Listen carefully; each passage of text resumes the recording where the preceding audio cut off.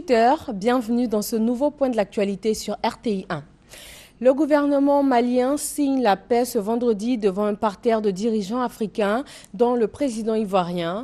Alassane Ouattara est arrivé à Bamako, la capitale, ce vendredi. Il a été accueilli à l'aéroport par son homologue Ibrahim Boubacar Keïta. Cette signature d'accord de paix hautement protocolaire à Bamako va se faire sans la rébellion à dominante Touareg qui réclame des discussions supplémentaires. Les assemblées annuelles de la BAD vont se tenir du 25 au 29 mai prochain au Sofitel Hôtel Ivoire d'Abidjan. L'édifice récemment encore en rénovation est maintenant fin prêt. Le Premier ministre Daniel Kablan-Duncan a procédé à son inauguration officielle. Réouverture du centre de néonatologie du CHU de la commune de Yopougon. La structure fermée depuis 1 an pour réhabilitation vient d'être inaugurée par la première dame de Côte d'Ivoire. Ce 15 mai, c'est la journée internationale de la famille. Il s'agit de montrer l'importance de la famille comme cellule de base de la société. En Côte d'Ivoire, le ministère de la Solidarité, de la Famille, de la Femme et de l'Enfant saisit l'occasion pour inviter les populations au respect des valeurs de tolérance, d'unité, d'amour et surtout de travail. Le Conseil du coton et de l'anarcade fait un bilan à mi-parcours de la fin de la campagne de commercialisation en 2015. Un bilan jugé positif par les acteurs de la filière. Les productions annuelles prévues en début de campagne sont déjà presque atteintes. Des équipements roulants et des outils informatiques ont été remis aux chefs des antennes régionales pour plus d'actions sur le terrain. Interdiction d'entrée de volailles en provenance du Burkina Faso sur le sol ivoirien. À Ouangolodougou, le corps préfectoral veille au strict respect de cette mesure qui vise à protéger la Côte d'Ivoire d'une épidémie liée à la grippe aviaire. La vigilance est donc de mise aux frontières terrestres et ferroviaires. Kader Sogodogo.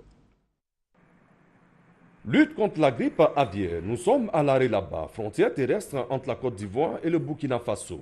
Les forces de l'ordre et plusieurs services compétents procèdent à des contrôles systématiques. La consigne est claire. Aucune pintade, aucun poulet ou même des volailles de tout genre ne doivent franchir la frontière entre les deux pays. Cette mesure prise par les autorités ivoiriennes fait suite à la découverte d'un foyer de grippe aviaire au Burkina Faso. Bien qu'il existe des difficultés pour mener à bien cette mission, les services compétents veillent au grain. Avec l'appui des forces de l'ordre, nous ne pouvons plus laisser la volaille rentrer en Côte d'Ivoire. Si nos frères de Burkina ne disent pas que la maladie est finie, on sera toujours présent là. Après la frontière terrestre à l'arrêt là-bas, cap est mis sur Ouangolodougou. La voie ferroviaire très utilisée entre la Côte d'Ivoire et le Burkina Faso n'échappe pas au contrôle. Toutes les autorités sont en place et les consignes sont fermes pour que, véritablement, aucune volaille ne traverse la frontière en provenance du Burkina Faso pour la Côte d'Ivoire. Le corps préfectoral en charge de faire appliquer la mesure d'interdiction a dû mettre en place des stratégies pour garantir le succès de l'opération. On a constaté un autre phénomène. La frontière entre le Burkina et la Côte d'Ivoire est constituée par un fleuve, le Laléraba, qui en cette période, c'est la période d'étiage, donc qui est à sec. Même les camions peuvent passer. Donc ils traversent et qu'est-ce qu'ils ont trouvé?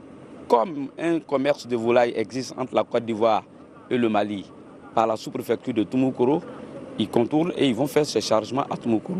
J'ai pris un arrêté pour interdire tout chargement de volailles à partir du département de Ouangolodougou. Malgré la porosité de la frontière entre la Côte d'Ivoire et le Burkina Faso, le corps préfectoral et les services compétents sont en alerte. L'objectif est clair, barrer la route à la grippe aviaire. Il est rentré de la Tanzanie. Le président burundais Pierre Nkurunziza, de retour au Burundi, remercie les forces de sécurité et de défense pour leur efficacité à stopper le putsch. Plusieurs responsables de la rébellion ont été arrêtés ce vendredi et le général Niombaré a déclaré sa reddition. Mais la mobilisation contre un 3e mandat du chef de l'État ne faiblit pas. La société civile appelle à la reprise des manifestations. Et c'est la fin de ce Flash Info. Merci de l'avoir suivi. Retrouvez Ali Diarasouba pour le journal à 20h sur RTI 1.